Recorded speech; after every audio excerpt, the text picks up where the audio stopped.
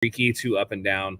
And it's why I think somebody, like Trevor Lawrence for me is a more fit. He's still young enough that you can coach him up if you need to, but he's already shown progressive growth from year one to now, and he's coming into his own as a good quarterback.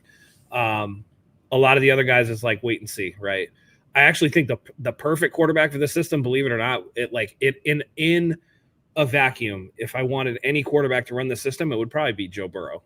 And he would probably run it just as well as anybody could. And that's over Mahomes, who I think tries to get off script too much, which would probably piss off Kyle, right? Josh Allen, that man does not slide, and he puts the ball in harm's way, right? Not a good thing for a Kyle Shanahan offense. I do think that Joe Burrow would be probably the prototypical. If you said, Kyle, who could you pick around the league? He'd probably pick a Joe Burrow.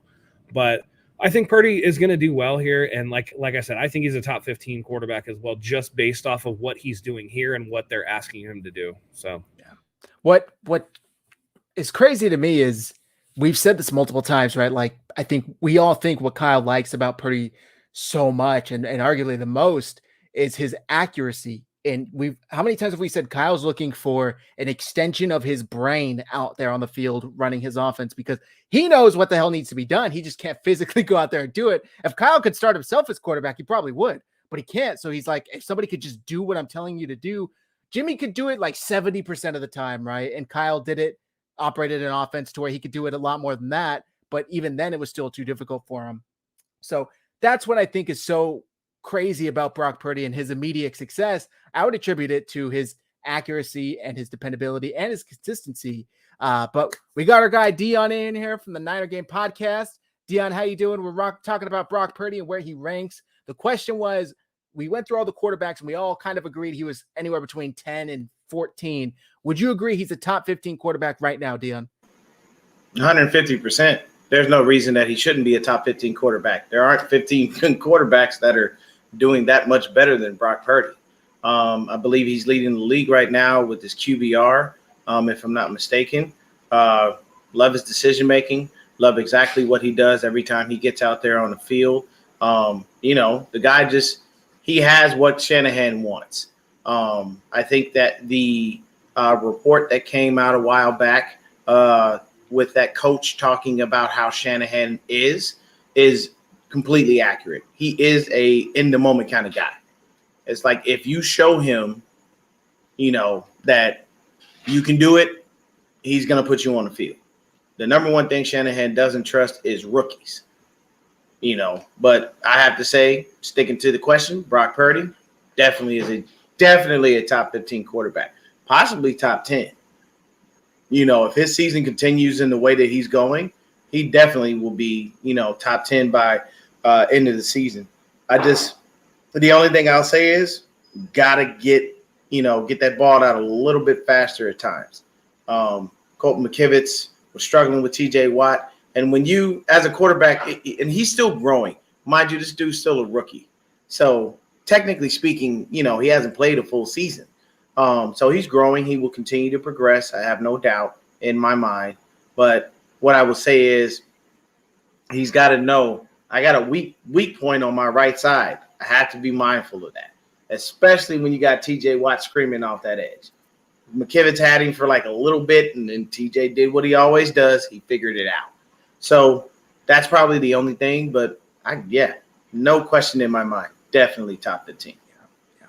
That is crazy. And today, I forget which reporter asked him, but one of the reporters asked Kyle, that is, hey, after one of your conversations or one of the drives that kind of stalled, it looks like you pulled Brock aside and had a private conversation with him. Do you mind sharing with us what it said? And he basically said, I just kind of told him, hey, that's my bad. I expected that route to develop a little quicker. It didn't. And you need to basically be able to protect yourself in that situation. We can't have you risking your body out there like that just because the route took too long to develop. I appreciated him hearing that, if that is what he really told Brock Purdy, because I think maybe I'm the only one whose heart sank about 4 times on Sunday watching TJ Watt just completely manhandle Colton McKivitz and throw him out of the way and go straight to Brock Purdy. Luckily, nothing serious happened, but that was terrifying. I was actually happy about that. The number one reason I wanted to see how he would fare. I wanted to see if he got up and he was holding that arm, if he was wincing, if they looked like there was any pain. I don't want him to get sacked. Don't get me wrong. But seeing him get sacked 3 times and get up and nothing's wrong, that makes me feel good because I know, okay, he's truthfully fully healed. We didn't rush him back. He's doing exactly what he needs to do, and we're okay. I don't want him getting sacked, but it tells me that he's okay. And that's where I find comfort in that. Other than that, yeah, we got to make sure we, keep some help for McKivitz, but I'm happy about that. Go ahead, Christian. I just wanted to ask you guys a question about, like, do you guys see the Purdy being able to actually improve on his arm strength over the next couple of years? Probably not. I thought I saw a little more zip on the ball in the last game, but I could have sworn I've seen other quarterbacks improve their arm strength. So that's why,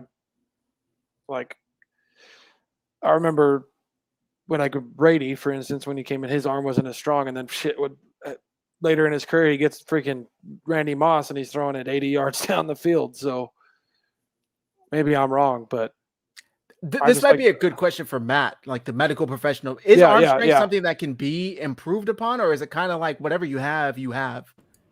It can be to a certain extent.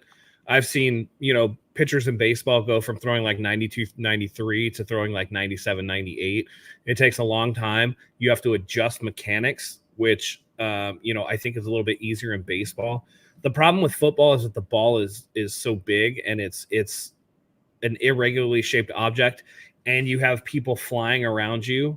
You're limited to what you can do from a musculoskeletal perspective through exercising, through strengthening of the tendons and ligaments and the musculature of the shoulder, going through, a pretty meticulous routine of building up that strength. But it's not going to be anything ridiculous. Like, he's not going to go from, being what he is now to being a Josh Allen or a Patrick Mahomes. That's just not in the cards. It can improve, I would say, 5%, 6%, which is not nothing, right? That's not absolutely nothing. I just think that it's harder than you think, and people are generally capped, and it's much more difficult to do in football than baseball. Baseball, you're up on the mound, you're doing the same thing over and over and over again. It's routine. You might get an extra mile an hour on your fastball just from gripping it differently, So football is a lot different in that regard. There is a little bit you can do, but he's never going to be one of the gunslingers in the NFL for sure. Got it. Yeah, this is just, it's such a crazy conversation we're even having right now. Like, if we just go back to week, I don't even know what it was, 11 of last year, when he got hurt, week 10, we got hurt when Jimmy got hurt in Miami. I don't think any of us would have imagined we'd be sitting here week 1 talking about Brock Purdy. 1, 2, he's got a C on his chest. 3, we're talking about him as a top 15 quarterback. Like, I think we just need to take a second and really realize where we're at. Like, what a meteoric rise this kid has had. And it's really cool to see, not only as a fan of the 49ers, but just a fan of the NFL. And I forget which one of these NFL reporters tweeted it out, that Sunday will be the first time a number 1 overall pick will face off against the last overall pick of Mr. Irrelevant, starting at quarterback for each team. So that's just a cool dynamic to see. But we're going to get into the Rams preview. But before I do, again, if you guys are watching on Twitter, head over to youtube.com/49ers Hive. Join from there. Hit like, hit subscribe while you're there. We appreciate everybody tuning in. What question I have for you guys is, how important is it? We talked about this for 3 months in the offseason, so I'm sure I already know you guys' answer. Mike, I'm going to start with you. A hot start. We heard the 49ers talk about it. George Kittle seemed pretty thrilled that they actually did get a hot start, at least in week 1. How important is that for that hot start to continue? It's very important, especially because, this team seems to get better as the season goes on. If they can continue this streak, I'm saying a streak, it's been 1 game, right? But if they can continue building on, what they started already, this team is going to be dangerous. I do believe that they will get better as the season goes on. So I don't think it's far-fetched to really need this to work out right now. The guys have this confidence already, and I'm not saying that they have a fragile mindset or anything like that. I don't think that's the case, but I do think that football is a game of emotions and of momentum, And so they want to ride that momentum as long as they can, keep it going. And, a 2-0 start, first place in the division, it will pay dividends down the road. I really do think so. Oh, and then the one thing I wanted to say, so my dad is friends with this guy who was a college and high school quarterbacks coach. And he was having a cookout one year, and we're out. My brother plays college ball, but he's a lineman. So it's not like, we were doing anything crazy, but we were in the street playing catch. And I was showing, the guy how far I could throw the ball. And he was like, now watch this. He showed me 2 little techniques, and it improved the velocity and accuracy on my passes. It didn't make me stronger. The arm strength didn't improve, but the ball had a significant amount of zip, velocity, and I was throwing it. It went from like rainbow balls down the street to like Colin Kaepernick type zip, like on a line, the same distance. And so those are things that can be improved on. That's transferring the weight from your hips to your arm and all that. Like all of that is a real thing. And those are the kind of things that Brock Purdy will be able to improve on throughout the career. It's just if you can do it consistently, because a lot of times when you're facing live bullets, you resort back to muscle memory. Well, yeah, my only pushback on that is if you watch his mechanics are actually really good. He's got a strong base, wide feet, like steps into his throws. I just think it's going to be hard for him. It's just going to be like little refinement. You know what I mean? And again, at 23, there's going to be a little bit more room for growth in terms of a strength and musculature standpoint, but he's going to peak probably physically at 25, 26, like most people do. And anything that he's going to get is going to be between now and then. But it's not going to be something like eye-popping, in my opinion. All right, guys, we are going to, by the way, I see somebody in the chat who is saying that we're just downplaying Purdy's, performance. I mean, for the sake of it. We can name like 9 or 10 that are definitively better than Purdy at this point. But that's not even disrespect to Purdy. He's only been doing it for 9 games. Yeah. I think it's actually encouraging that we consider him top 15 already 9 games in. So while you take it as disrespect, I take it as something incredible. 262 pick last year. Now he's top 15 at his position. That's an underdog story if I ever heard one. Not only that, but what do we get out of downplaying Brock Purdy? You know what I mean? Like what's in it for me to tell you he's not as good as he actually is? It should be the other way around, and maybe I'd get more clicks and likes if we were telling you he's the best quarterback in the league, but there's really not much for us to gain out of it. You know what I mean? Like, so I think we're all being genuine here. I don't see the motive for us to lie about it. He says Mahomes and Burrow are the only 2 quarterbacks I'd rather have, and that's it. Yeah, see, that's delusion. Yeah, that's look, everyone's a fan. I appreciate it, but and look, I'm not doubting he might be top 3 by the end of the year, but to say he is right now after 1 game, I just think that's where we disagree. But all right, before we get into this Rams game, we got a promo for y'all. Let me pull up. It's got to be somewhere here. There it is, guys. Let's make some money this weekend. Who wants to make some money? MyBookie.ag. Use promo code Hive as in HIVE. I'm not gonna lie. I'm 0 for 5 this week, right? The Thursday game, the Sunday game, the Sunday night game, and the Monday night game. I didn't hit a single one of those bets. I blame Aaron Rodgers mostly because a lot of my bets were on him Monday night and things that had to do with him. But that's all right, because the best thing about betting is it starts all over the next game day. And guys, the next game day is tomorrow night. Tomorrow night, we got an NFC showdown, a rematch from last year. Minnesota Vikings travel to Philly to face the Eagles. If I could hope for both of them to lose, I would do that, but one of them's got to win. So I might as well hope for Minnesota, level them both down to 1-1.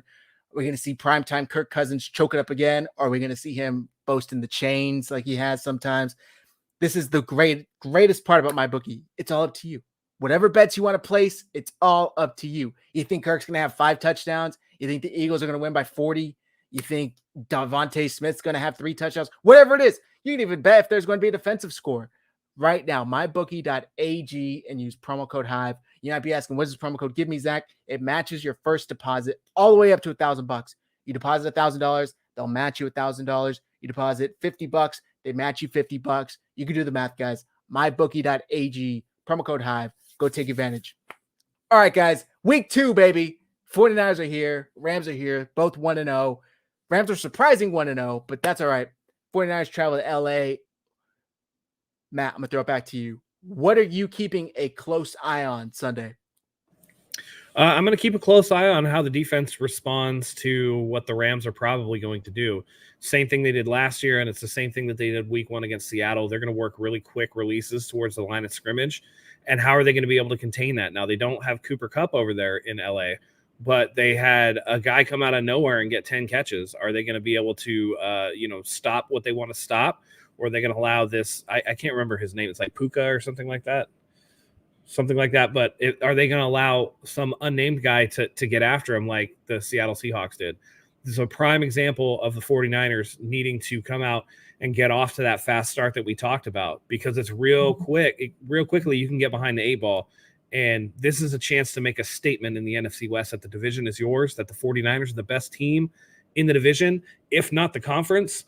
And they got to come out and really control the line of scrimmage. Matthew Stafford isn't going to outrun anybody, so he's there in the taking for the pocket. Rush 4, cover the line of scrimmage. Don't let anybody get behind you. It really just looking for another big-time defensive output here for this week. Well said, man. It's going to be a great game. I'm hoping the 49ers have a repeat of last week and last season. Aside from the heartbreaker NFC championship game, obviously the 49ers have won 8 straight against the Rams regular season games. They look to make it 9 straight. Dion, I'm gonna throw it back to you. What do you expect from Brock Purdy? Let's keep talking about him. I expect Purdy to go out there and ball. This Rams defense is ripe for the picking. You got to think about it, man. Like, outside of AD, can you tell me another defensive player? I don't know. I truthfully don't know anyone else on their defense. And it's a little sad because, AD's daddy is gone. He went over to the Tennessee Titans, Mr. Brunskill. It kind of sucks that he left, because I would love for him to be there just to own him purposely. But I expect Brock Purdy to go out there and ball, execute the game plan. I expect us to do what we normally do, go into our house in Levi South and kick the Rams' teeth in. And I expect their fans to continue to try to say this is the Rams' house while we red out their stadium and while they cry and leave early because we're going to win. That's just what I expect when it comes to the Rams. I'm sorry. And I know it may sound very cocky and very brash, and good old Jim Everett the Great is finally in the building to swear up and down that the Rams are the going to win the Super Bowl again. But I mean, it at the end of the day, when you look at the Rams, shout out to Puka Nacua, shout out to Tutu Atwell. They showed up. They played very well. Here's the difference. You were playing the Seahawks, who didn't have a pass rush. Y'all forgot we had 5 sacks last week? Did y'all forget that? Did y'all forget we put a lot of pressure on Mr. Pickett? Did y'all forget that we had an interception? We had 2 interceptions. One almost returned for a touchdown. Like, I'm just saying, Rams fans cannot sit here and look at this game and go, we have, the greatest shot at winning. I understand the confidence, but it would be misplaced. Brock Purdy is going to go out there and slice and dice your defense up, and Matt Stafford is going to wind up laying on the ground looking at the sky a lot because we're going to be putting him on his back. I've said it again. I've said it before. I'll say it again. His name is Drake Jackson. Get familiar because he's coming. Pause. Okay. All right. I love it. Brandon, I haven't heard from you in a minute. Outside of Christian McCaffrey and his fantastic 65-yard run and a few other good runs, 49ers kind of struggled a little bit on the ground game outside of Christian McCaffrey. I want that to be stated. Do you expect any more of Elijah Mitchell, maybe Jordan Mason, or do you think they're going to stick with Christian McCaffrey and just kind of get what they can out of him? I think they're going to stick with CMC. I noticed that they did a lot last week, even though they did say that they were going to limit him a little bit, but they needed to continue to use him throughout the whole game. We barely saw Elijah Mitchell, and that kind of makes me wonder about that situation. But maybe we'll see. God, I went blank on his name right now. Not Elijah, but What the hell Jordan is it? Mason, TDP. Jordan Mason. There you go, Jordan Mason. Maybe we'll see him a little bit coming this week. But I do also have to say, going into this week as well, I'm still kind of worried about that right side on the O-line. Well, I hope McKivitz bounces back and looks way better than he did last Sunday. I just got to say, Jim Everett saying Rams takeover in the chat is hilarious to me because it's the Rams stadium. Can you take over your own stadium for a home game? Isn't that kind of the standard? They haven't been able to yet.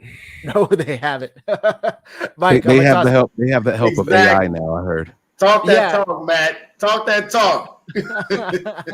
Mike, I'm gonna toss it to you.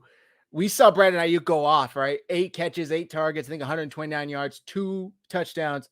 Do you expect that to continue? I don't want to say this is the reason why, but contract year maybe it's having a little bit to do with it. Do you think we see a repeat of that from BA?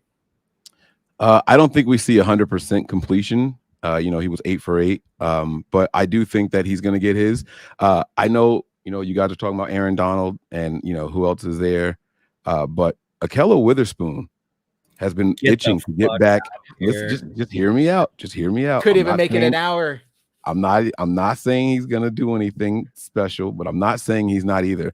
There's something about players who go against their former teams. They have something to prove. That's all I'm saying. And I think that he knows this offense well. He practiced against it for years. He might be a factor in this game. I just think we have to be mindful of that. Those things make a difference. They make a difference. So, we'll see what happens. But I expect Brandon Ayuk to be just fine. I will be interested to see who's covering who and how they choose to cover people. Are they going to have someone shadowing a certain player or not? But, that remains to be seen. Okay. All right. Matt, your turn. Listen, the last time I saw an Akello Witherspoon highlight was when he was getting yeeted last week by DK Metcalf. Akello about to get worked, bro. And the legal block in the back is reflective of his coverage ability? No, the fact that the 49ers booted his ass out of town and he's on his 5th team is reflective of his coverage ability. Okay. I think I saw he has like a dislocated rib or something. I don't know. So he has a rib and a hip contusion. So he's got a rib and a hip bruise, but he's going to be able to play. Yeah. That was a pretty nasty hit from DK. I was going to. Honestly, that was fucked up. Like, you can't do that kind of thing. Like, that's not even cool. But way too dirty. That's DK. Sorry. Yeah, he's like the only diva wide receiver left in the NFL at this point. Yeah. And, it's funny because it's like the exact opposite in the 49ers. They have a Juwan Jennings who gets in the head of the other players, and DK is like the player that is able to get into his head. Matt, my question for you, 49ers allowed 7 points last week. Sure. What type of defensive performance do you expect this week? I think it's hard to hold teams under double digits in the NFL. That's just the nature of 2023 NFL football. It's just not realistic each week. I don't think that we can have an expectation of anything less than 10 points, but that doesn't mean that the 49ers aren't going to be able to get stuff done, because this is a team that since Brock Purdy took over has scored 30 points in at least 30 points in each of his regular season starts. I would expect more of the same. There's going to be, if they can hold the Rams under 20, I mean, that's something that you're looking at as like a pretty good day. If they can hold them under 14, that would be, this is 49ers football. Everything's gone right. We're forcing turnovers. We're doing the same thing that we did last week. And, on a week in, week out basis, you can be around that area, oscillate over 14, under 14. But as long as they can keep them under 20, I mean, they're doing their job. You know what I mean? NFL football is a lot. And when you look at the 49ers and how much they score, that also puts pressure on the defense. That gives the other offense more possessions, right? Like every time the 49ers score, that means the ball goes right back to the opponent and they have a chance to score. If they can tackle, I would expect them to do really well. But I agree with Brandon and his assessment. That right side of the line has to have a better performance than they did last week. They have to account for Aaron Donald. That's going to be the big one. Going to be tough, but we'll see how they handle it. Christian, I'm going to throw it to you. We saw Drake Jackson have his breakout game, 3 sacks, matching his sack output total from last year. Nick Bosa obviously came into camp came into the season, late, missed camp with the contract negotiation holdout. Do you expect Bosa to still kind of be a little raw, or what's the term I'm looking for? Catch up to speed, a little slow, a little behind, and maybe the rest of the defensive linemen have to pick up the speed? Or do you think 1 week, 1 game was enough for Bosa? We'll see, him getting those numbers back in the tally. I think he'll be fine. I think he loves to play the Rams, and especially Stafford. We got to remember, when we play Stafford, he's a statue, and there's nothing more that our defensive line lacks than quarterbacks that are statue. I think we're going to have just as many, if not more, sacks against the Rams because Stafford can't move. I'd say Bosa gets 1 for sure, maybe 2. I think he'll come back and be fine. Week of practice, everything. I think he'll be good. I'm actually, my favorite matchup this whole game is just watching what the D line freaking dominate, because I think that we could get many sacks and just like another year for Stafford. I mean, he's been in the league since 2009. He's coming off a back injury, right? So he's definitely not going to be able to move fast. If you give him time in the pocket, he'll freaking annihilate you. But we're not the Seahawks. We're not giving him time in the pocket. And I'm interested too to see, because I know the defensive line is going to eat how we're going to play the corners. I kind of want to see like the corners be extremely physical to start the game.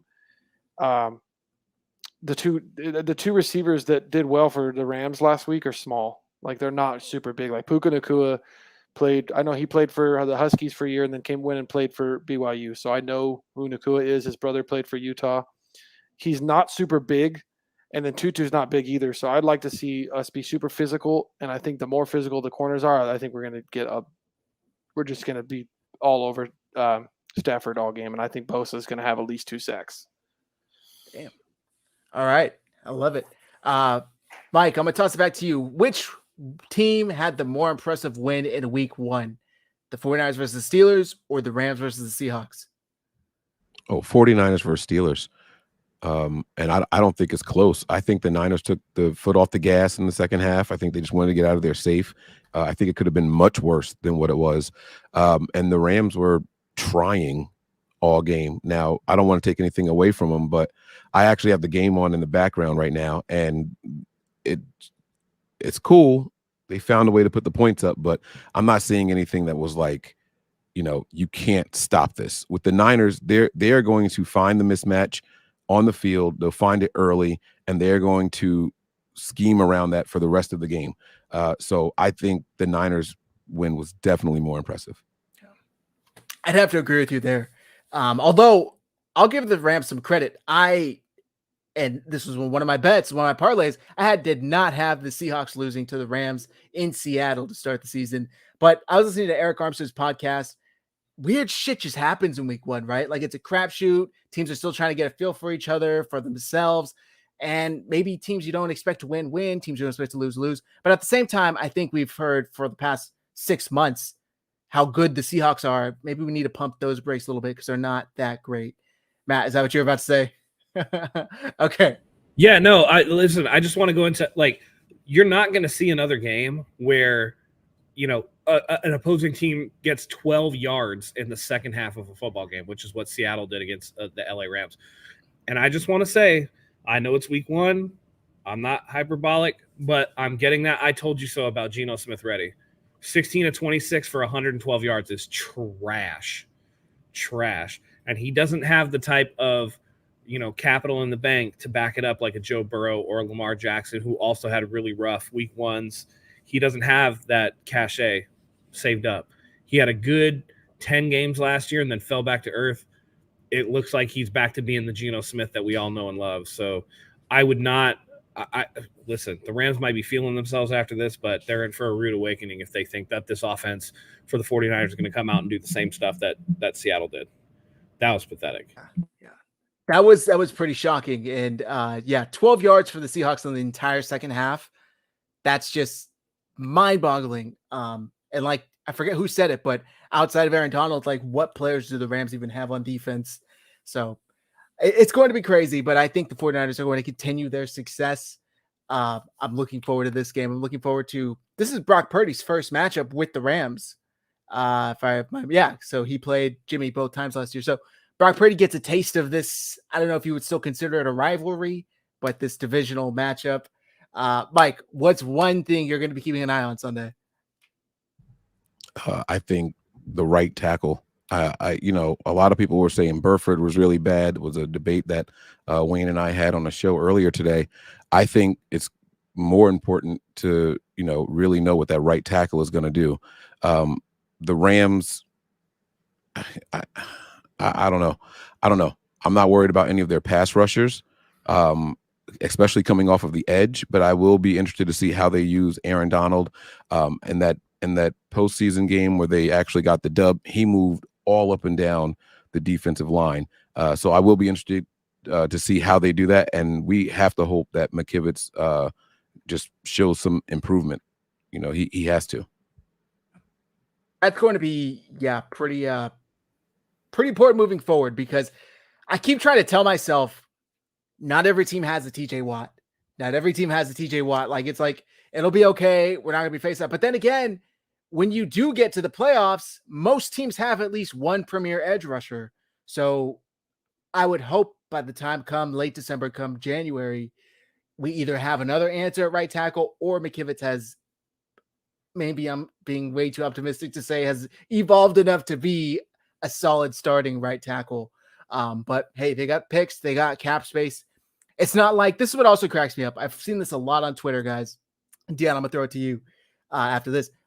People go, why don't they just trade for one? They should just trade for a starting right tackle. There are not 32 starting caliber right tackles in the league to begin with. How many teams do you think are willing to part with any? If the 49ers, Deanna, this is what I'm tossing to you with this question, then we'll get into our final score predictions, yada, yada. If they were to make a move for any position, you don't even have to say player, what position do you think that would be when the trade deadline were to get here? I know it's tough to predict weeks out.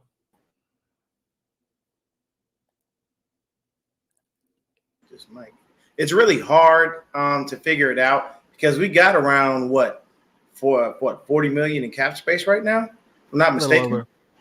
Yeah, just a little over 40 mil. I honestly think that we cleared that cap space for two reasons. One, if Brock Purdy wins the Super Bowl, we're gonna have to break him off. Or two, we cleared out the cap space so we'd be able to try to keep BA. Because if he balls out, throughout the whole season, there'll definitely be another holdout, because we all know how the 49ers do with, contract negotiations. It takes 50 years, but it gets done. So we'll have to wait on John and Parag to, figure out whatever they're going to figure out and hopefully pay the man.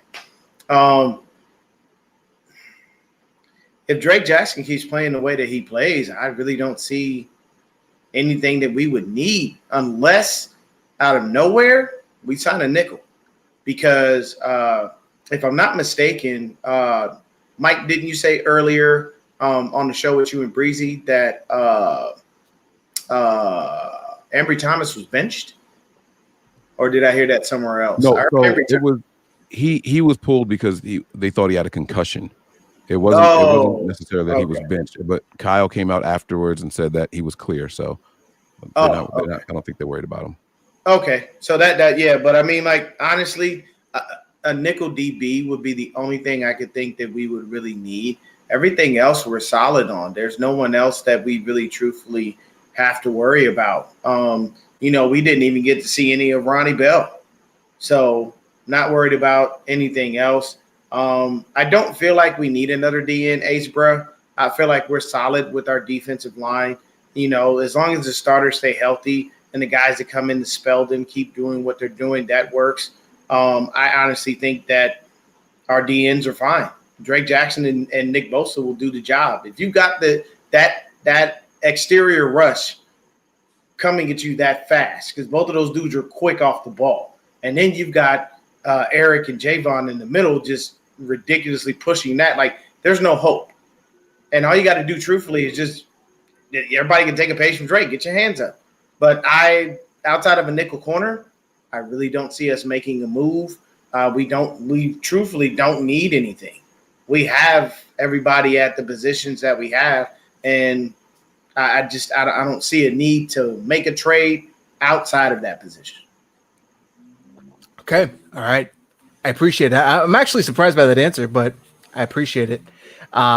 Is there anything I didn't get to for this Rams game before we get into our predictions? Just that we're going to red out the stadium again. And, there's going to be somebody in there with one of those stupid Rams towels doing the same thing he did. And they're going to say, "What are you doing?" He's going to say, "Cleaning my house." What's going on, Bashar? Here's the number one thing is, and I have to say this.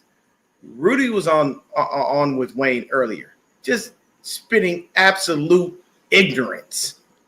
Like, I get when you are a homer and you want to be a fan, but you got to be realistic. Like, this dude really makes it seem like the Rams are just going to come through and just wreck shock. The last time you beat us was the NFC Championship game. Any other time you lose. So I'm sorry, with those odds, with the rebuild that you guys are going through, it just doesn't look good for the Rams. I mean, just looking at it from an objective standpoint, not even being a homer. Just look at it. Anybody with a brain in their head right now definitely is going to pick the Niners. If you pick the Rams, you are just doing it for pure spite. Because there's no way. I'm sorry, I just don't see it. There's no 30. Y'all go ahead. I'm not even going to entertain that. All right. I do want to say one thing really quick, though. I know Darion Kendrick is a young upcoming. They have players there because we don't know their names and they're not household names yet. Doesn't mean that they're not players. That's one thing I wanted to say.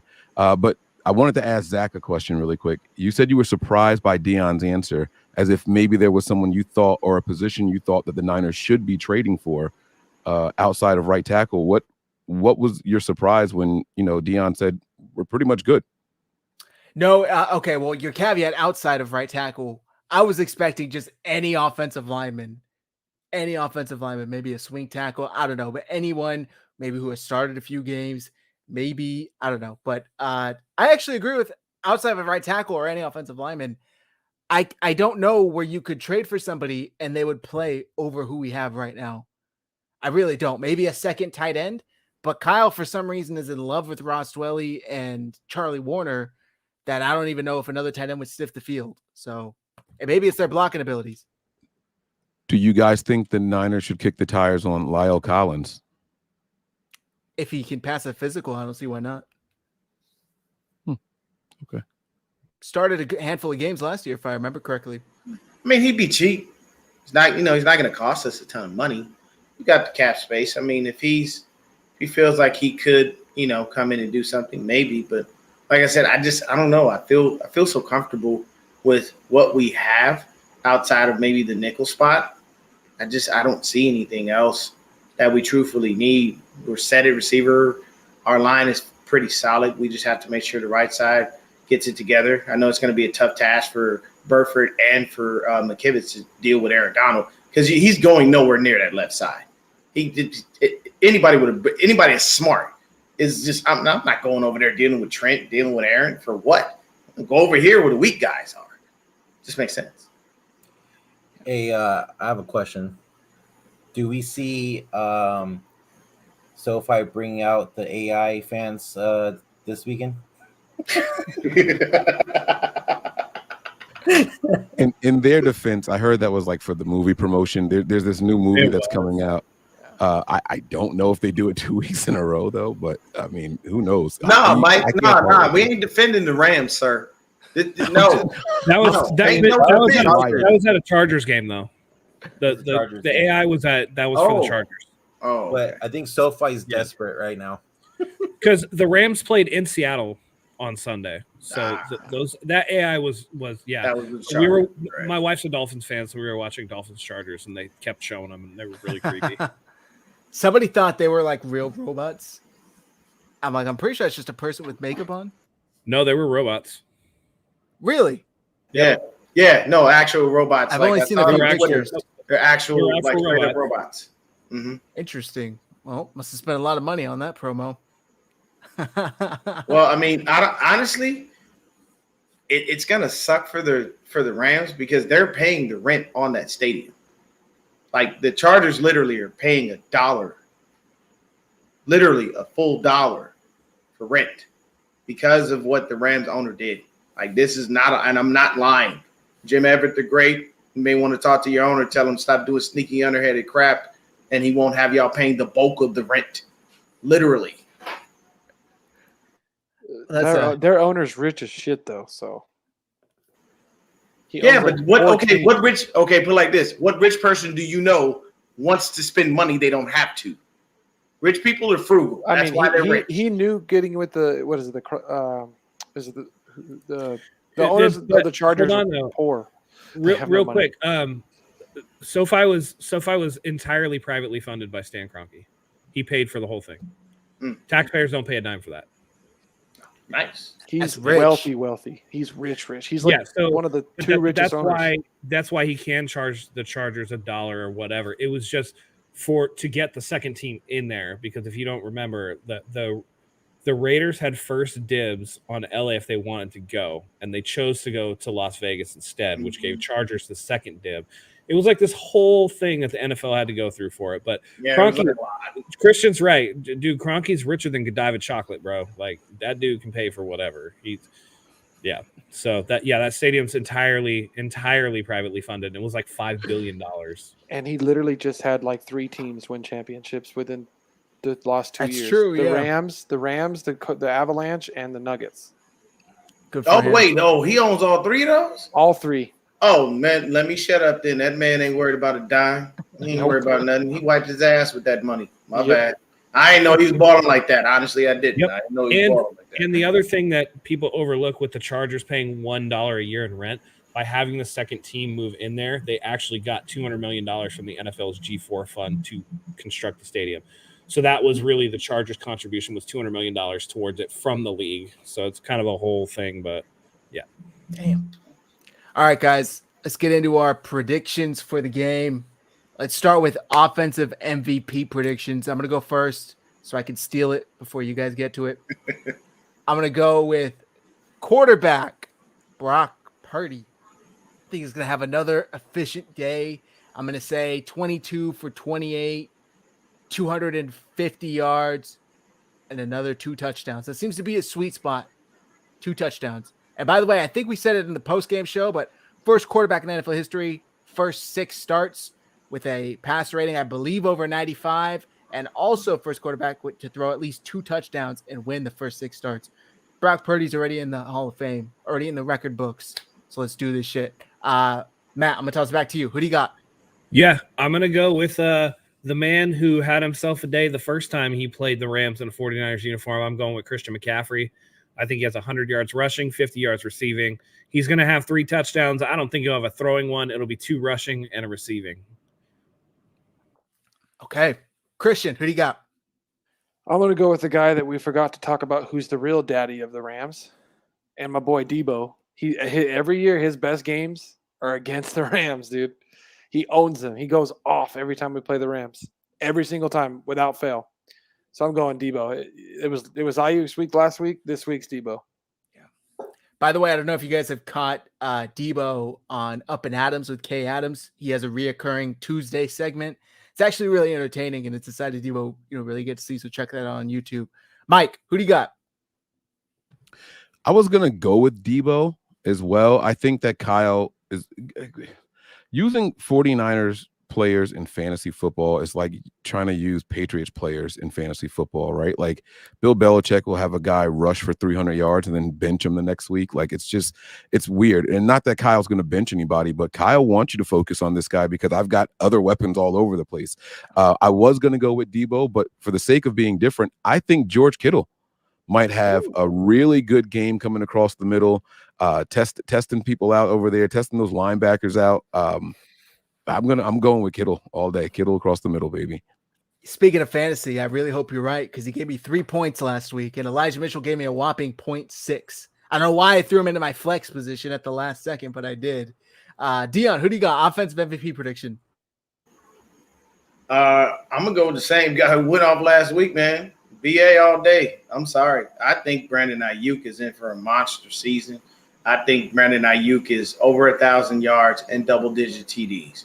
He is looking to get paid along with I love his pressure after the game.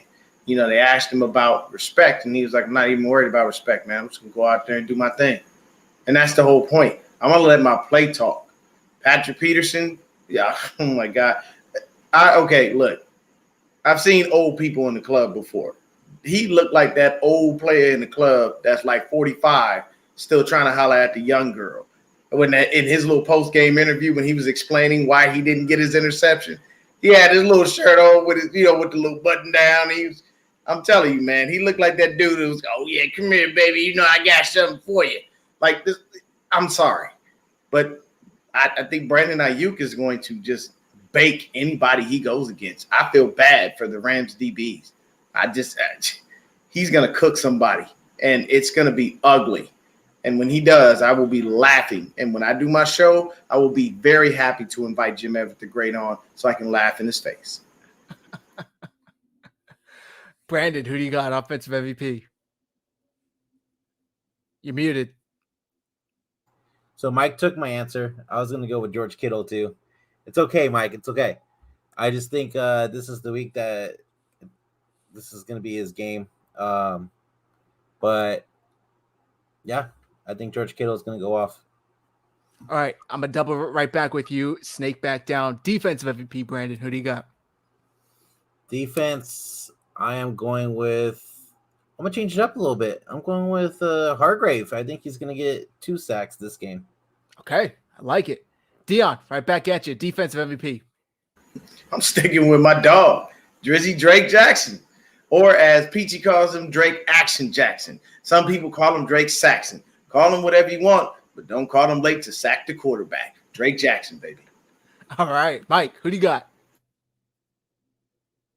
I'm going to go with Fred Warner. I think he's going to lead the team in tackles this week, and he dropped a gimme last week. Fred's going to make up for it this week. He's going to be all over the field. One of my favorite highlights, I believe it was against the Rams, was him like diving over someone, like just coming straight across the field. My man is running this way. Fred's coming this way, and he just dives over a Niner player, just lays my man out.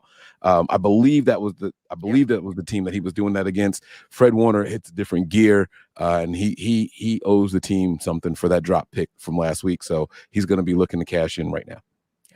And before I toss to Christian, speaking of Warner, Niners podcast, anybody following Fred Warner's new podcast? I have. He has one with the 33rd team, him and his wife. It's cool. It's cool to get a view into them that you don't normally see. Kind of her side of the podcast is like the wife of an athlete, NFL player type podcast. And he talks very little X's and O's of football, just FYI. If you're going to go listen to it for that, don't. Although apparently this week he's going to have Demetrius Flanagan Fowles on it because his wife is going to be out of town. So check it out if you guys want to check it out. It's pretty cool. Christian, who do you got for defensive MVP? I'm going to go Armstead because, I mean, he really was the MVP kind of last week. I mean, the amount of pressure he got up the middle was insane. And I think it's going to actually turn into sacks this week because, Stafford's not going to move much out of the pocket. So he'll be there for Armstead to be able to take down. Armstead was getting that pressure, but Pickett was able to escape, and he pushed him right into Jackson's sack. So I think Armstead's going to continue playing well, but I think it's actually going to show up and he's going to get a sack or 2. Okay, Mike, you have something to say? I just want to say, watching the game again through 2 drives, Matthew Stafford is actually moving pretty well in this pocket. And again, it's just 2 drives. I don't know if he wears down later on in the game. And, you know how the opening drives are for teams, right? They're very meticulous. So, I mean, it could have all been part of the game plan so far, but he is navigating this pocket really well. He's not panicking. He knows where the checkdowns are. He's making some sidearm throws when the pressure is coming right up the middle at him. He's throwing it around the defender with his arms up in the air. I mean, I know that he missed the 8 games last year. And there were talks about maybe he's going to retire and all that stuff, but he's looking decent so far through 2 drives. And if that's the guy that we see, he's not going to be the statue that we're expecting or anticipating. Well, that's the thing about these early season games is mostly everyone's healthy. So Right. we'll see how Right. long that lasts. There's also reports they tried trading him this offseason. So I mean, weird as it is. even the time when we played him when he was healthy and move in the pocket, like in the playoff game that we ended up losing, we still hit him a bunch and sacked him a bunch. We just didn't play good enough offensively to win that game. Don't So remind me. I no matter what Stafford we get, it really does not scare me because we always get to him. We every time we played him, we've had multiple sacks, whether he's healthy or not. So we just we're his kryptonite. I mean, he really struggles against our defense. I even if he's looking good against the Seahawks defense, I just feel like he might have some good throws and make some good plays because he's Matthew Stafford, but we're going to get a lot of pressure. And when on the money downs, third down, that's when we're going to get the sacks. I just think it's going to be just like every other time we played him. Matt, who do you got? No, I just want to touch on that real quick. Matthew Stafford does make some plays, but he will put the ball in danger. Expect more of the same out of that. Y'all already know what I'm going to say. Y'all already know. It's each and every week. And the one time it happened, I wasn't on the show. So if I didn't see it, it wasn't real. Nick Bosa, 3 sacks and a forced fumble. Let's go, baby. All right. What are the chances the one time it actually did happen, Matt, was it here? That's why it's the simulation, bro. It was a glitch in the Matrix. All right. For me, in my opinion, since for the past couple of years, there's 2 players that have owned the Rams and the 49ers, Deebo Samuel and Talanoa Hufanga. I'm going to go Hufanga. I think he's going to have another interception this week on Matthew Stafford. Just like Matt said, he puts the ball in harm's way. Regardless of how many lasers he's throwing, there's still a couple of ridiculous balls he gets in there that are going to get picked off. I think Hufanga has at least an interception, and he's just going to be flying around the field come Sunday. All right, guys, final score predictions. I'll start, and we'll double back up just like we did with the predictions, offensive, defensive MVP. Final score predictions, I'm going to go 27-13 49ers. I think they cover. I believe it's currently like an 8-point spread, which is pretty crazy on the road. But I think this team is just on a different level right now than the Rams. Matt, what do you got? I'm going to do you one better. I think the trend continues with Brock Purdy and those 30-point performances. I'm going 49ers 31, Rams 13. Christian. I know it's kind of lame, but I'm sticking with the not making picks. Okay, that's fine. I just you got go tradition with, going. I haven't been doing it, and we've been winning. We're all scared of I'm just gonna something. Stick with We're it. all scared of something. I'm superstitious. I'm just gonna stick with it. Right? I didn't make one last week. I'm gonna continue. It's only weird if it doesn't work, man. Right? Exactly. So I'm just gonna go with if you want a prediction from me, we're gonna end up with 6 sacks in this game and 2 interceptions. If you want a prediction from him, go to his onlyfans.com/Christian. Mike, what's your prediction? I'll keep it short and sweet, man. I think the Niners dominate this game. I think we take our foot off the gas in the 4th quarter, but that doesn't mean much. I'm going to go Niners 37, the Rams 23. Okay. That's like Kyle's worst nightmare if you listen to this last press conference talking about how Detroit Lions in week 1 of 2021 scared him straight, pulling his starters because they almost came back. Dion, who do you got? What do you got? Excuse me. I'm gonna go a little different, man. I'm gonna say 37-7. I really see us putting a lot of points up on the Rams, and I do honestly see Matthew Stafford feeling like he's gonna have a good game. I feel like he's gonna have like that one drive early in the game that's gonna set him up to feel better than he normally would, and then next thing you know, right in the mouth, somebody's just gonna come and sack him and just knock him back into reality. You know what I'm saying? I have to say 37-7. I don't know. The rookie receivers versus our veteran DBs, you know, the fact that they don't necessarily have a running game. The O-line is very suspect. You know, our offense, like we're better than them in every phase of the game. We truthfully are. And I'm not even being a homer. I'm just looking at it from an objective standpoint. So 37-7, I don't see the Rams winning this game at all. They've lost to us the last 8 times. What's going to change now? Okay. Brandon. So I'm going to go 35-7, and they only get that 7 points because of some stupid penalties, kind of like what they did last week. Okay. All right. Interesting.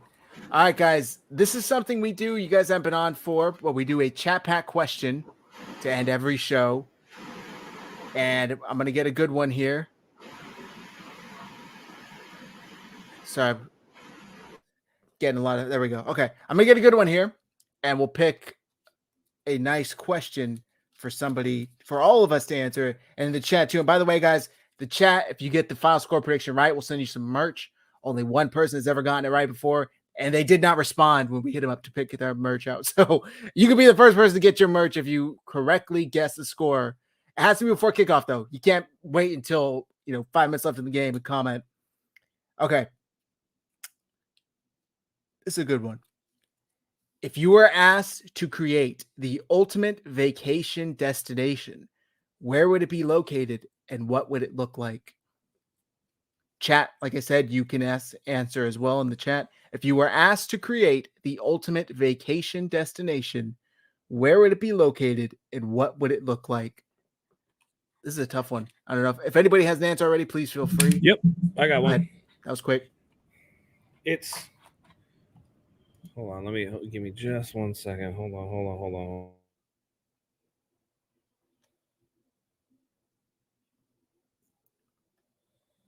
Stafford a better quarterback than Purdy? Okay, I got you. It's Thursday, right? It's February 8th, 2024. The setting, Caesar's Palace, Las Vegas, right? You're sitting there at the sports book. They're guiding you through. And what do you see on the screen? Bet to win it all, San Francisco 49ers Super Bowl. Oh, and what's this? You go by the bar. All of a sudden, sir, you're the winner. Here's your Super Bowl tickets, 50-yard line. Super Bowl in 2024, 49ers there, quest for 6. We're going to get it done. Let's go, baby. Nothing like Las Vegas for 49ers football. Damn. All right. I love it. By the way, I texted the chat this morning, and I just did this yesterday. Seriously, I texted the group, not the chat. Chat, this is the perfect time to ask for Super Bowl Monday off. It's far out enough that probably nobody has it, but it's enough out in time that it's not weird for you to ask for it off. Say you got some family coming over. Trust me, you will not regret taking the Monday after Super Bowl off. I've done it for the past 3 years in a row. Get hammered, watch the game, eat good food, and not have to go to work the next day. It's the best thing. So right now, September 13th, as we record this, ask for it off. I believe it's February 12th. Ask for it off. All right. My dream vacation. This is actually a tough one because it's either somewhere in Central California or the Pacific Northwest. If you could put me in the woods where it's 60 degrees, a little stormy. I'm in a cabin with my dogs, my girl. That's pretty perfect for me. If you just give me a week out there, disconnected from everything, which is a little cabin, I'd be pretty happy. Mike, excuse me, you got one? I do. I'm going back to Cancun in the winter. Just give me the winter. The humidity damn near doesn't exist. We went in December for a wedding. We were there for a week, and even when it rained, it was still beautiful, right? Your high was 89 one day, and it didn't feel like 89 at all. I don't know if it's because I'm up here in the Northeast, but 89 here is sweltering. It weighs on you. Out there, when the wind blew, you got cool. You just sat out in the sun. It was beautiful. We just sat around and just asked for drinks the entire time. We didn't pay for it. Well, obviously we paid for the resort that we were on, right? This all-inclusive resort, but it was phenomenal. It was no worries about anything. If we wanted them to come in and make the beds, fine, albeit, but we walked in this beautiful suite, the bottles of champagne sitting on the table, the fresh fruit basket sitting there waiting for you and everything, and zero cares in the world. It was just good, fresh air. We got to sit there and look at dolphins, and it was beautiful. It was absolutely beautiful. I've got to get back out there again in the wintertime. In the winter, I would not want to go in the summer. I can't imagine what the heat is like then, but in the wintertime, it was absolutely gorgeous. I've never been. It sounds beautiful. Jose says Central Cali, bro. Fresno sucks. I'm talking San Luis Obispo, Pismo area. I believe that's still classified as Central California. Who hasn't gone? I got one. Go ahead, Dion. For me, man, I ain't even gonna front you. Greece. I've just seen so many pictures, man, and it just looks like beautiful. Like I've Santorini, right? Wait, say it again? Like Santorini, right? Exactly. Yeah, Like it looks incredible. Yeah. I love when I see like clear water and you can literally see through the shit. Like that right there is just like complete zen. Like whenever I actually do go back home to California, that's what I hit the beach. It's the first place I usually want to go. And I just sit there, man, just breathe the salt water in, just find your peace. But yeah, man, I would love to go to Greece and just relax, man, and just, have like some nice little, breakfast, just take me and the wife, man, and be able to get out there and just have a good time. But I'd say Greece, and then, 49er game on in the background. Yeah, it works. It works. That's why I said the funny one, right? Like I said the Super Bowl thing, but in actuality, it would probably be somewhere like Bora Bora or Fiji or something like that. Yeah. Well, I was thinking about saying it. I have seen so many beautiful pictures of New Zealand, but I have no idea what the weather is like out there. So that's why I was so hesitant, but it just looks incredible. Like New Zealand. Yeah, like the land in general is just beautiful. I feel like the air there is completely different than the shit we're breathing here. Once I found out they filmed Lord of the Rings and Harry Potter in New Zealand, in New Zealand, shit, I gotta check this place out. Yeah. But I hate flying. Beautiful Hate flying, and that'd probably be like a 20-something hour flight. Brandon Christian, I think it's you're like 16, bro. It's like 16. Yeah, that's I got one. So I'm half Sicilian, so the place I want to go is Sicily. I've always wanted to go to Sicily. It looks like a beautiful place to visit and just see how it is out there. So, yeah, Sicily. Show. Christian. Mine would be Japan in April. In April, because I want to go see the countryside and the beautiful pink cherry blossoms. Just pure nature, and listen to the sounds of some of the most beautiful nature you could ever see, and learn some about go and see some of the places and learn about some of the ancient history of Japan with the all the different. There's so much history there.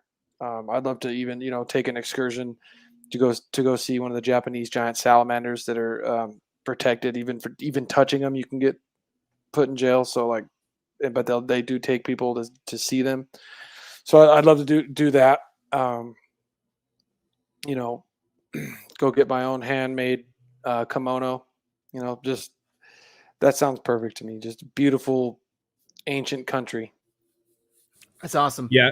I got a friend who went to Japan. He said you got to do 3 weeks minimum. Yeah, exactly. Minimum. Because I want to see more like a month. You got to do a lot of stuff. Yeah. I want to see most of the countryside more than I even want to see Tokyo itself is going to take you like a week to just like touch the major points, right? Oh, I and know. Then you go outside of that, you got all the little islands.